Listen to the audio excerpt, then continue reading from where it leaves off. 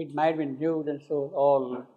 As in a shapeless beast, intangible jaws gripped, strangled, or that lusting, viscous blot attracted to some black and giant mouth and swallowing throat and a huge belly of doom. Huge belly of doom. So it is swallowing up everything. Huge belly of doom. His being from its own vision disappeared. Ashwapati is not able to see himself in that belly of doom. His being from its own vision disappeared, drawn towards depths that hungered for its fall. Yes, that hunger is there, that doom is there, it wants to swallow him up there, you see. A formless void suppresses his struggling brain. Formless void, void had a form otherwise also. Formless void suppressed his struggling brain. A darkness grim and cold oppressed his flesh. A whispered grey suggestion chilled his heart. Hailed by serpent force from its warm home and dragged to extinction in blank vacancy. Life clung to his seat with cause of gasping breath. Lapped was his body by a tenebrous tongue.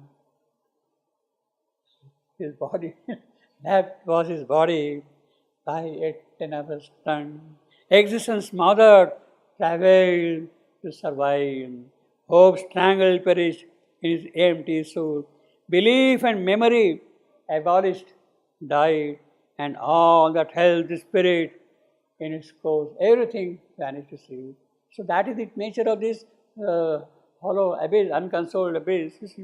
There crawl through every tense and aching nerve. See, that's the physical body's pain, you see. Tense and aching nerve, leaving behind a poignant, quaking trail in nameless and unutterable fear. That's the fear there. As the sea nears a victim, sound and still, the approach alarmed his mind, forever dumb, of an implacable eternity. Here we have got unconsoled abyss. Here it is implacable eternity of pain, inhuman and intolerable. This he must bear. You see, that is the yogic capacity he must have. If he has to meet, you see, if he has to conquer this godlike pain, that is the kind of a capacity we have to have. This he must bear. His hope for heaven, forget about heaven. He must ever exist without extensions being. And then we have got 64.37.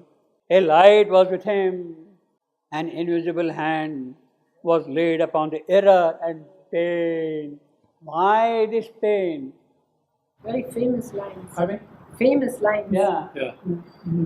A light, because light was with him. An invisible hand was laid upon the error and the pain. Why this body's ache? He has laid his hand upon that ache, you see. Was laid upon the error and the pain, till it became a quivering ecstasy. So there's no pain there when that hand is laid on the pain itself, you see. The shock of sweetness of an arm's embrace.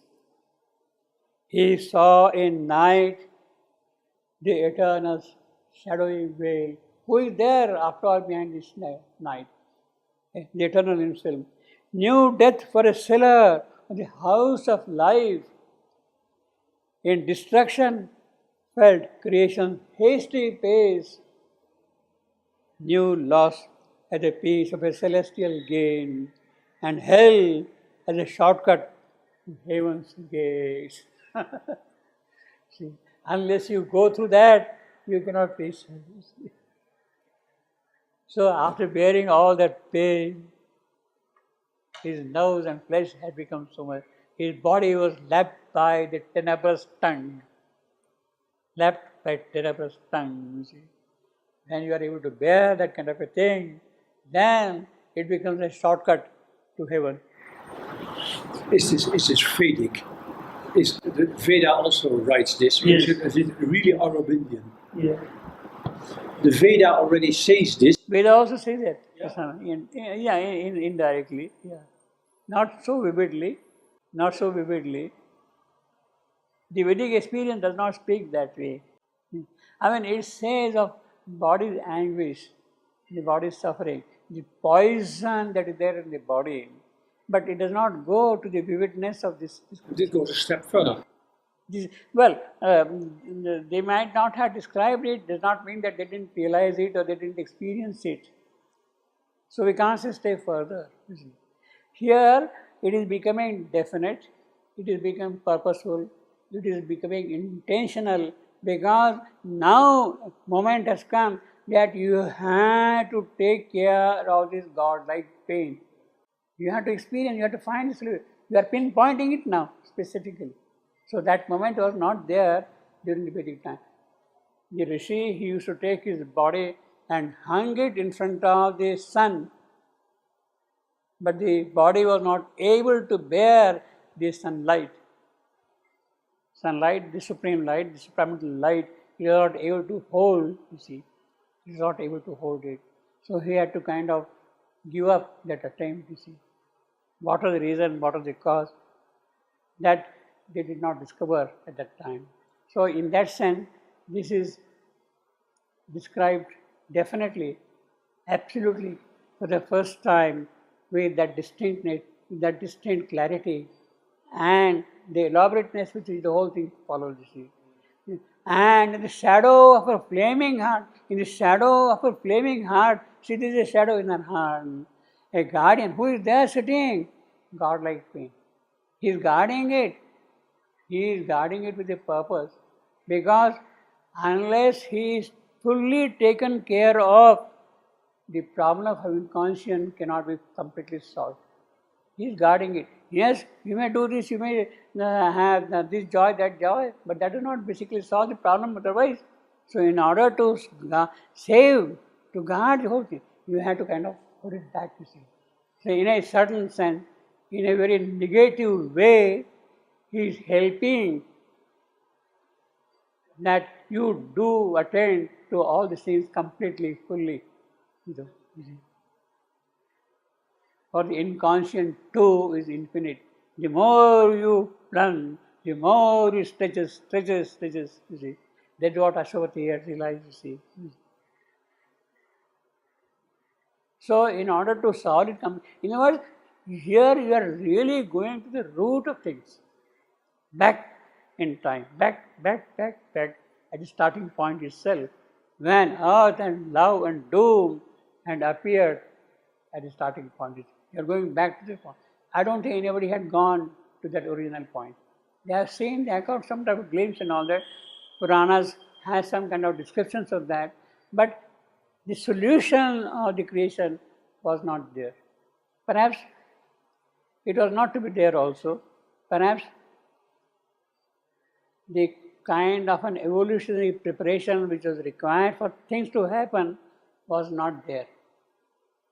You have to build up certain things before you come to that point, you see.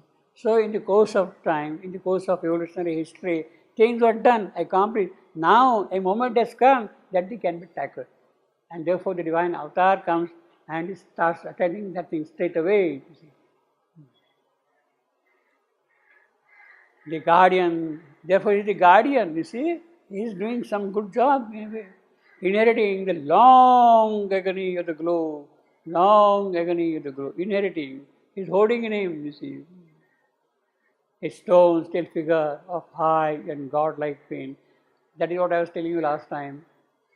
The whole rock which is there in the Shalva woods, what we have seen in the book of Destiny, in the Destiny meeting place, Savitri is seeing that whole rock of Shiva, blue-throated Shiva, there you see. A stone still figure of high and godlike stared into space with fixed, regardless eye, that saw grief's timeless depths, but not life's goal. That is important, to see both grief's timeless depths and also life's goal. That is possible only when pain is transformed into bliss. Afflicted by his harsh divinity, his godlike pain, his harsh divinity, bound to his throne, he waited unappeased the daily oblation, offer unwept tears, Savitri is counting day. Now 1 month is remaining, now 1 week is remaining, now few days are remaining, constantly counting. And she is offering her tears. What is going to happen to my husband? She has no knowledge of that. That is what we got in the storyline, you see. She has no knowledge. She is constantly weeping and offering her tears. Tears themselves are the oblations. In the Sanskrit tradition, in the Indian tradition, Vedic tradition, you offer water oblation like that, you see. So that is cell arghya, they call it, what we call it arghya. So that is cell, the tears themselves are the arghya Savitri is offering to this god, because he's a god, you see. All bound his throne, he waited unappeased, he remains unsatisfied, implacable. No thirst can be satisfied. Affected by his harsh divinity, bound to his throne, he waited unappeased, the daily oblation of her unwaved tears. We'll read a few sentences, what we got in the book of Yoga beginning. 115.7. We have seen that thing earlier, but we'll read again quickly. Then listening to the thunder's fatal crash in the night, Savitri is listening to him. And the fugitive pattering footsteps of the shower, and the long unsatisfied panting with the wind, and sorrow muttering in the sound-vexed night. The grief of all the world came near. The grief of all the world came near to her. Night's darkness seemed her future's ominous face. The shadow of her lover's doom arose, and fear laid hand upon her mortal heart. She is now seeing tomorrow this man is going to die, and she is laying her hand upon him. And fear laid hand upon her mortal heart. The moment's swift and ruthless rays alarmed her thoughts, her mind remembered Narad's date. A trembling moved accountant of her riches. She reckoned the insufficient days in between. Now there are only few days remaining in between, you see. She reckoned the insufficient days in between. A dire expectancy knocked at her brain. Dreadful to her were the footsteps of the hours. The hours are approaching, and she is kind of afraid. Grief came, a passionate stranger to her gate. Passionate stranger. Savitri never knew grief, but now he is coming as a stranger to her. Stranger to her gate. Vanished when in his Satyavan's arm. Vanished when in his arm. Out of her sleep, it rose at morn to look into her face. The more she plunged into love, that anguish grew. Her deepest grief from the sweetest gulf arose, you see. Very dramatic also, you see. He waited unappeased. Thus, in the silent chamber of her soul, cloistering her love to live with secret grief, because she alone knows it. She does not want to reveal to her lover secret grief. She dwelled like a dumb priest with hidden gods, unappeased by the worldless offering of her day. She is constantly offering herself to these gods. Here you got unappeased, he waited unappeased. Unappeased by the worldless offering of her days, lifting to them her sorrow like frankincense, her life, the altar, herself, the sacrifice. She is doing like that daily. He waited unappeased. That is what Savitri is doing here. And she uses here, lifting to them her sorrow like frankincense, her life, the altar. She has become, that itself has become yajna, kunda, altar. Herself, the sacrifice, she has offered herself in that. Sorrow like frankincense. Frankincense, one of the gifts which was given by the three Magi to baby Christ, you see. Gold, mahir and frankincense. Frankincense, the mother says, it symbolizes the immortality of the physical. The invocation? Of the physical. Immortality of the physical. Frankincense? Yeah. What is it? What the invocation? Frankincense, one of the three gifts, gold, supramental riches, Mahir, the vital purity and offering of life, and frankincense, the immortality of the body. The immortality. Of the body. Immortality. Immortality of the body. So this is, he is not using frankincense just for the sake of poetry. There is a certain occult sense also behind the use of these words. You see, bound to his throne, he waited unappeased, daily oblation.